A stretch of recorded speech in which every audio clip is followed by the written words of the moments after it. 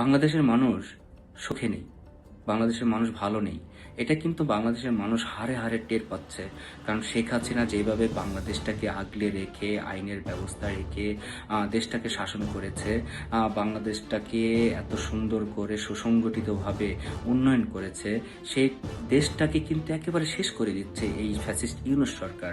এই একটা সুদখোর সরকার এই বাচ্চাদের টুকাইদেরকে এনে আন্দোলন করিয়ে আজকে বাংলাদেশের স্বাধীনতা বিরোধী শক্তিকে শক্তিশালী করে এই রাজাকারদেরকে বিভিন্ন সেক্টরে বসিয়ে বাংলাদেশের পুরা আইনের সিস্টেমটা কি, বাংলাদেশের পুরো সিস্টেমটাকে শেষ করে দিল। বাংলাদেশটা কিন্তু একেবারে পাকিস্তান আমলের থেকে খারাপ হয়ে গেছে।